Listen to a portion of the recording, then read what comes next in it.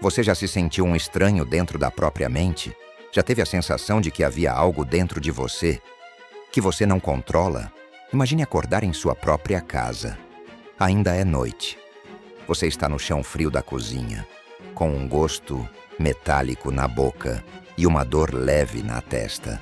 Ao abrir os olhos, percebe que suas roupas estão molhadas, mas o líquido que as encharca não é água, é sangue.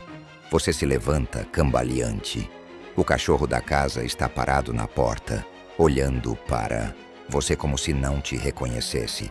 Ele rosna, mas não avança, como se estivesse com medo. Você passa as mãos pelo rosto. O sangue está seco em algumas partes, em outras, ainda fresco.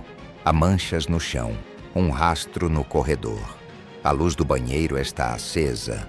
Você olha para as mãos. Há marcas, sangue nas unhas, cortes nos dedos. E ainda assim, você não sente nada. Não medo, não pânico, não culpa. Só um vazio. Essa é a história de Daniel Warren, um homem comum. Um profissional da área de contabilidade, sem histórico de violência, sem ficha criminal, sem grandes traumas conhecidos. Até que, em uma noite de março de 2012, ele acordou ensanguentado, sem memória, e foi acusado de um crime brutal que ninguém, nem ele mesmo, conseguia explicar. Na manhã seguinte ao ocorrido, vizinhos ouviram um homem gritando na rua, descalço, com roupas manchadas de sangue. Daniel Warren andava em círculos, visivelmente desorientado. Algumas pessoas chamaram a polícia. Outras pensaram que fosse uma cena armada, algo de teatro ou pegadinha. Mas não era. Os agentes da polícia local o abordaram. Ele não resistiu, mas tampouco respondia às perguntas básicas. Seu nome, seu endereço, o que havia acontecido. As únicas palavras que disse foram: "Eu não lembro onde eu estive." Daniel foi levado ao hospital para avaliação clínica. Os exames toxicológicos deram negativos. Nenhuma droga no organismo, nenhum sinal de consumo de álcool, alucinógenos ou entorpecentes. Nenhum ferimento grave, apenas pequenos arranhões e hematomas nos braços e no rosto. Enquanto isso, a polícia se dirigia ao endereço associado ao nome dele, obtido por meio de registros civis. Ao entrarem na residência, encontraram a cena que transformaria esse caso em um dos mais bizarros da história recente dos Estados Unidos. A porta da frente estava trancada, sem sinais de arrombamento. Ao entrarem, os policiais foram guiados por marcas escuras no chão, inicialmente presumidas como lama ou graxa, mas logo se confirmou: era sangue. A cena se intensificava a cada passo. No corredor, manchas nas paredes. Uma pequena mancha de mão, como se alguém tivesse tentado se apoiar.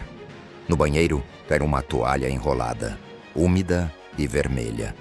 Um espelho quebrado.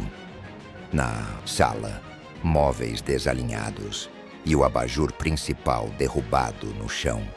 A lâmpada ainda acesa lançava uma iluminação intermitente e angustiante pelo cômodo, mas foi na cozinha que os agentes encontraram o corpo, uma mulher, sem sinais de luta, corte profundo no pescoço e uma expressão congelada de espanto no rosto. A identidade da vítima foi confirmada mais tarde. Emily Rosner, 29 anos, namorada de Daniel. Eles estavam juntos havia pouco mais de 10 meses. Amigos e parentes relatariam depois que o relacionamento era normal, com discussões ocasionais, mas nada fora do comum.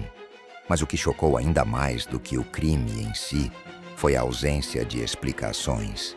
A arma do crime, uma faca de cozinha, estava sobre a pia, lavada, impecável, sem impressões digitais, sem sangue aparente. Mas o cabo ainda estava úmido.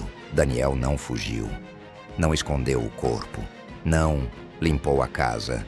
Ele simplesmente desligou.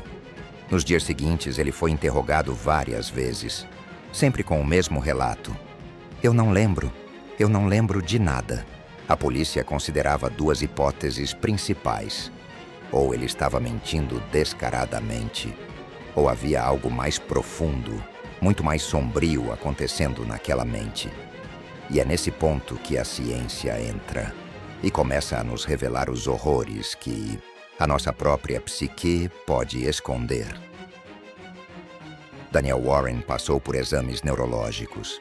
Nenhuma anormalidade estrutural no cérebro, nenhuma lesão, tumor, aneurisma ou condição orgânica que explicasse o apagão.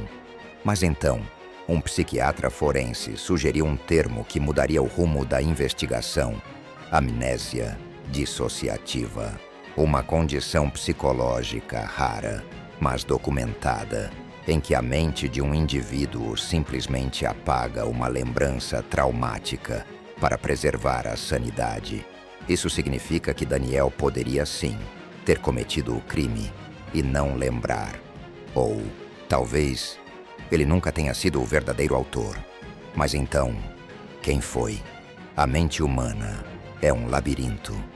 E Daniel Warren estava preso lá dentro.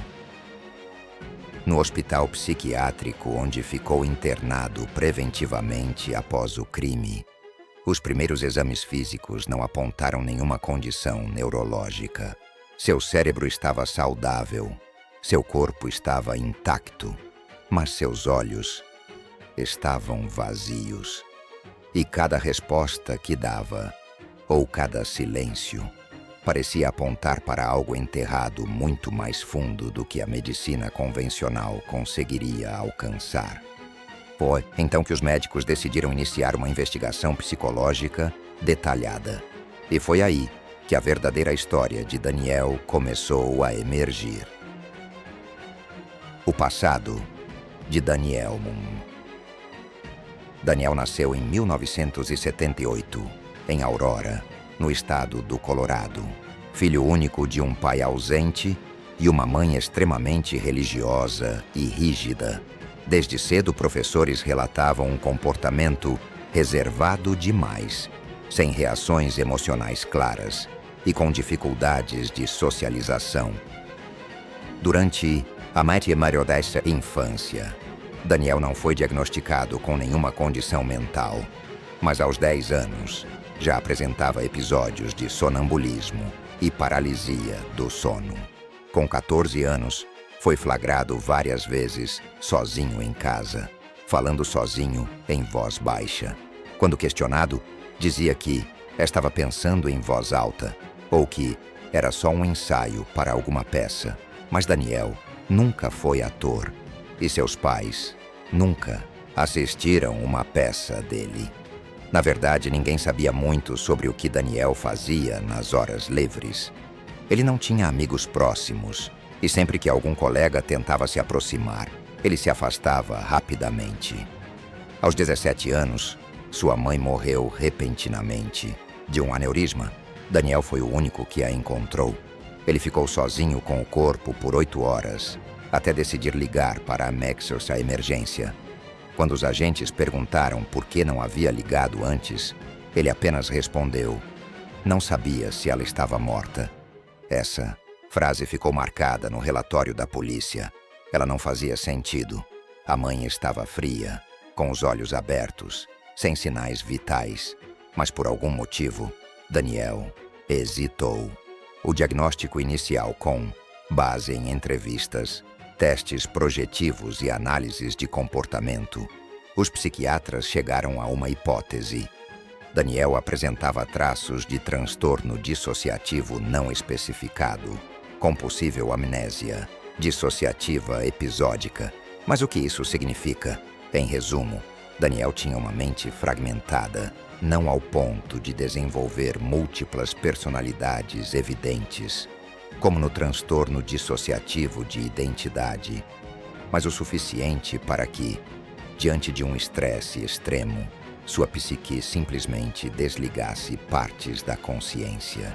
Essa desconexão da realidade é um mecanismo de defesa que o cérebro utiliza em casos de trauma agudo, pressão psicológica intensa ou experiências extremamente contraditórias.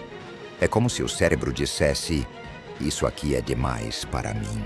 Eu não vou guardar essa memória. Mas a questão mais perturbadora era: por que agora? Daniel tinha um emprego estável, uma vida aparentemente controlada e um relacionamento relativamente recente.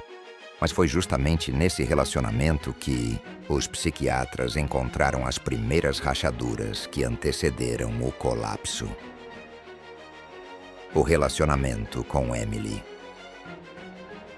Emily Rosner, a vítima, era psicóloga. Sim, isso mesmo. Ela conheceu Daniel em uma cafeteria local e, segundo os relatos de amigos, foi ela quem se aproximou primeiro. Disse que achava ele interessante, profundo, mas misterioso demais para ser ignorado.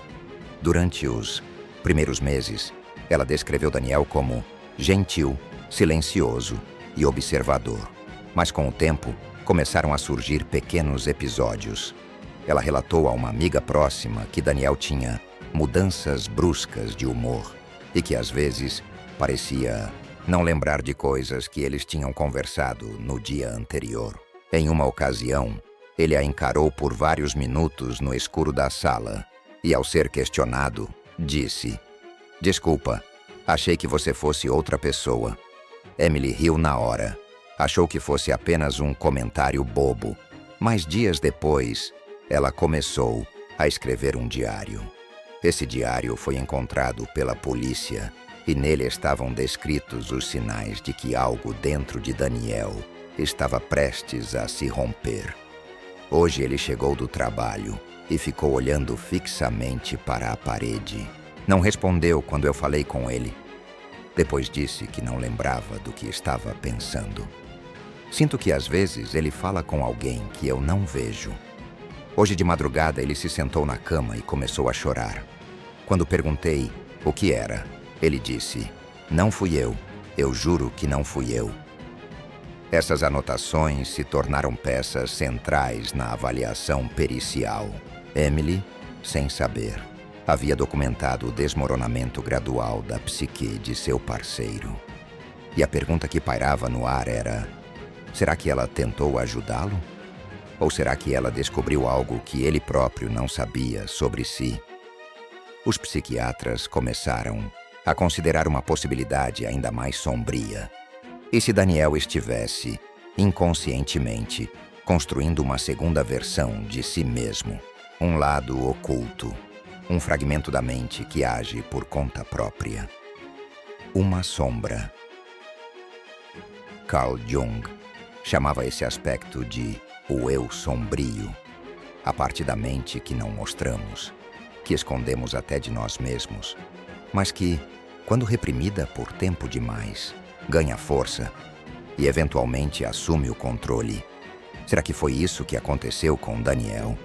Será que naquela noite não era mais ele quem estava ali?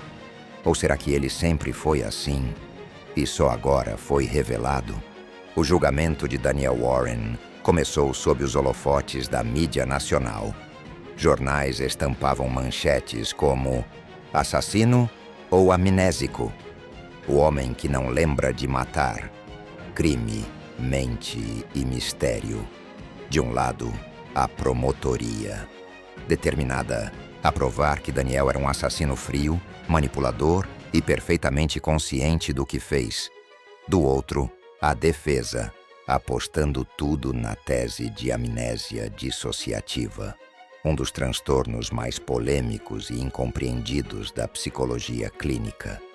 E no centro desse embate, um homem sentado em silêncio, sem lágrimas, sem expressão, o olhar perdido em algum ponto, distante da realidade.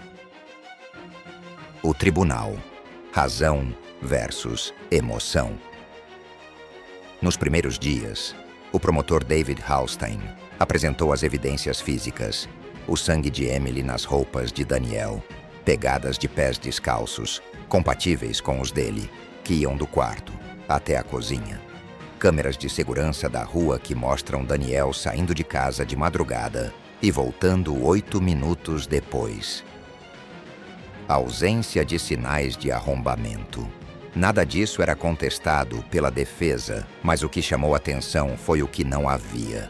Nenhuma impressão digital na faca, nenhuma digital no espelho quebrado, nenhuma gravação ou testemunha ocular do momento exato do crime. E mais, a promotoria não conseguiu estabelecer nenhum motivo concreto.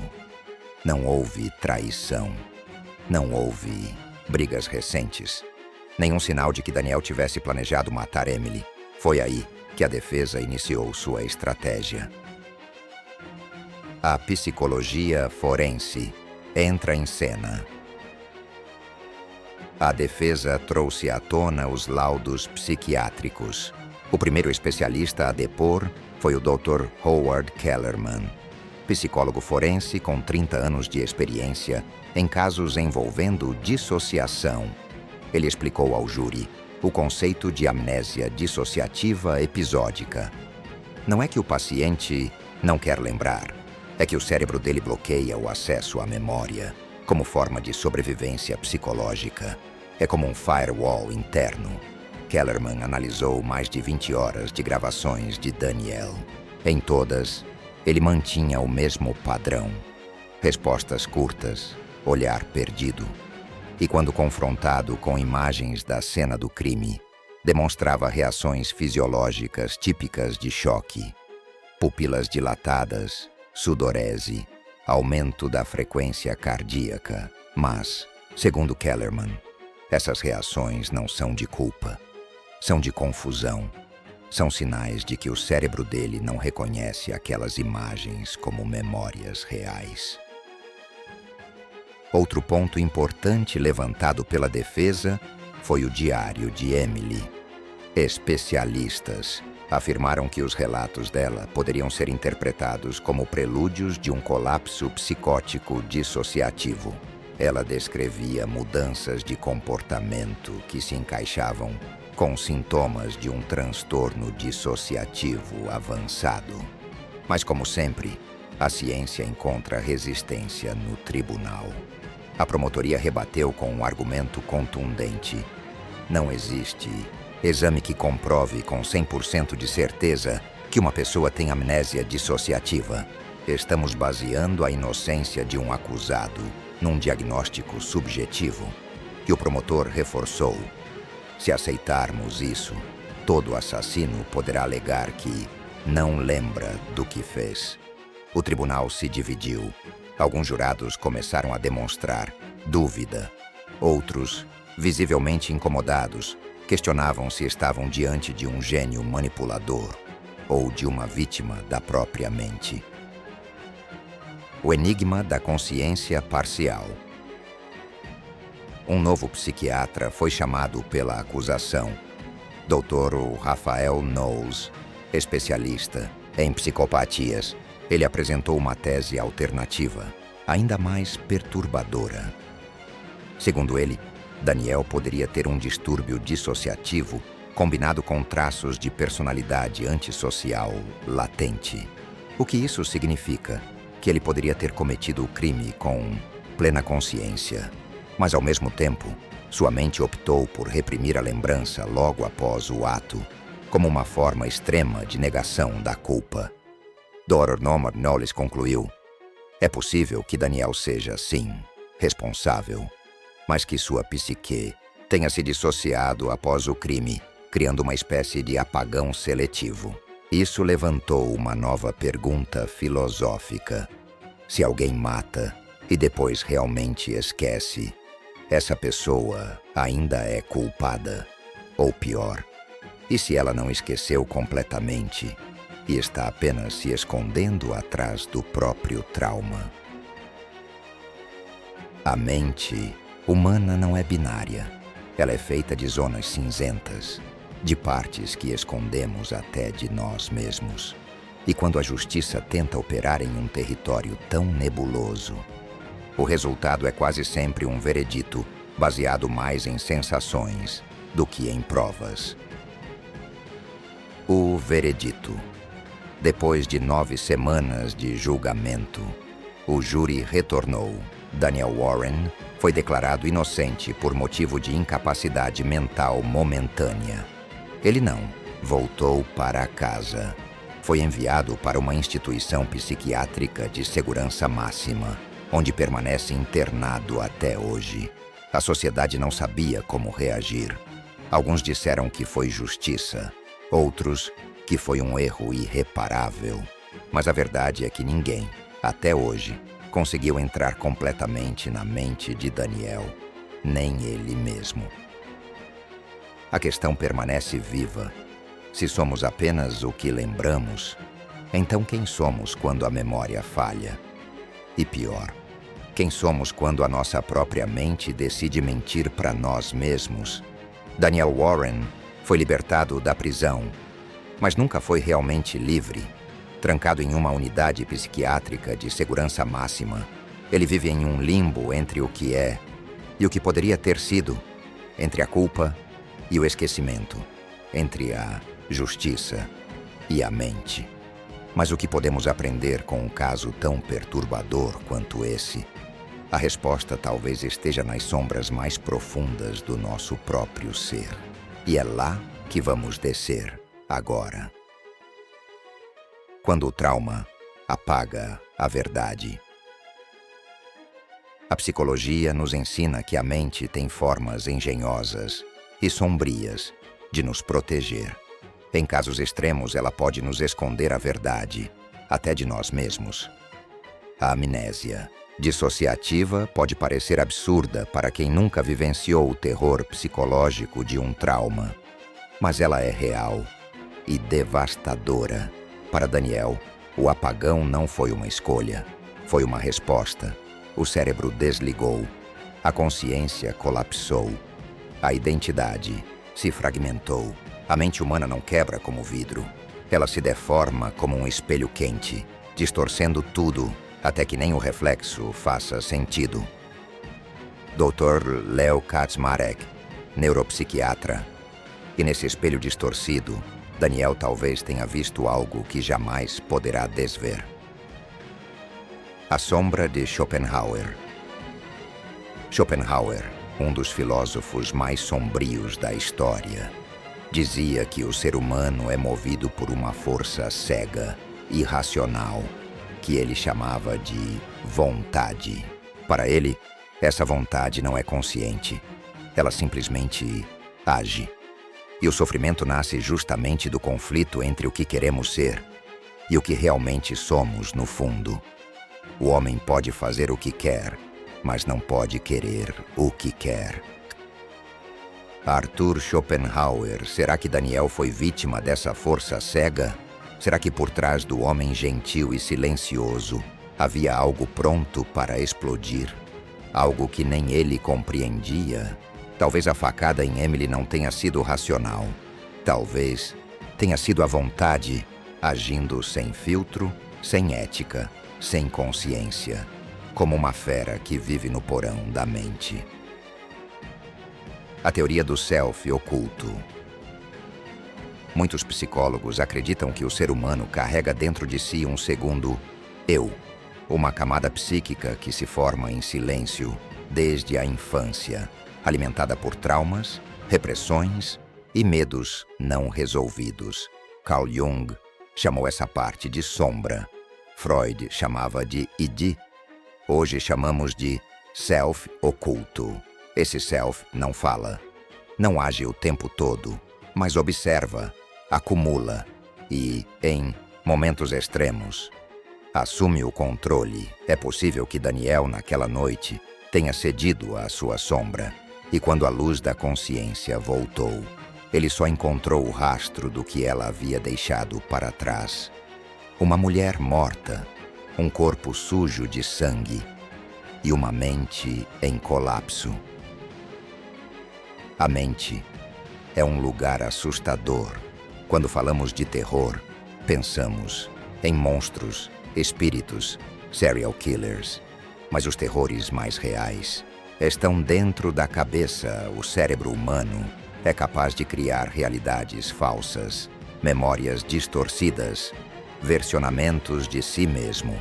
Daniel não é só um personagem de um caso bizarro. Ele é um lembrete de que todos nós temos partes de nós que desconhecemos. Quantas decisões tomamos no piloto automático? Quantos impulsos reprimimos todos os dias? Quantas vezes sorrimos enquanto a mente grita por dentro? E se um dia a máscara cair? Epílogo. A visita final em 2023, um jornalista chamado Patrick Olsen teve acesso a uma entrevista com Daniel em sua cela na unidade psiquiátrica. Ele escreveu um artigo chamado Nos Olhos do Homem que Não Lembra. No texto, ele descreve: Daniel parecia calmo, mas havia algo estranho. Ele falava pausadamente, como se estivesse ouvindo uma voz dentro da própria cabeça antes de responder. Quando perguntei se ele achava que tinha matado Emily, ele fez uma pausa longa. Então disse, olhando nos meus olhos: se fui eu, por que continuo esperando que ela volte? Essa frase congelou a espinha do repórter. Não por causa do conteúdo em si, mas pelo modo como foi dita, com sinceridade, com confusão, com uma esperança estranha, quase infantil. Conclusão. O labirinto de nós mesmos, Daniel. Warren não foi o primeiro homem a alegar amnésia após um crime, mas talvez tenha sido um dos mais complexos. A ciência ainda debate seu caso. A justiça já encerrou o processo, mas a pergunta permanece sem resposta. E se a mente humana for em si o maior monstro de todos? A mente mente. A mente finge esquecer. E às vezes, a mente finge ser quem você acha que é. Mas em algum lugar lá dentro, há uma porta trancada. Uma porta que ninguém quer abrir. Nem mesmo você. Mas aqui, nas sombras da mente, nós abrimos. Você chegou até aqui. O que isso diz sobre você? Talvez você não esteja apenas curioso com o terror. Talvez o terror esteja curioso com você. Porque o medo que mais assusta não está no escuro da floresta. Está nas zonas silenciosas da sua própria mente. Você já se perguntou, e se o monstro for eu mesmo? Schopenhauer acreditava que a vida é sofrimento. A psicologia, que a mente esconde mais do que revela. E o terror, esse apenas sussurra o que ninguém ousa dizer em voz alta. Sombras da Mente é o canal onde a filosofia abraça o horror. Onde a psicologia arranca a máscara da normalidade. E onde histórias reais mergulham nas profundezas do inconsciente. Se você quer mais do que medo, se você quer entender o que há por trás dele, inscreva-se, ative o sininho e venha descobrir o que se esconde nas sombras da sua mente. Você acha que entendeu essa história? Ou sua mente só escolheu o que queria lembrar? Deixe seu comentário com sua teoria, ou com o que isso te fez sentir. E se quiser explorar mais as sombras da mente humana, o próximo mergulho pode ser ainda mais profundo.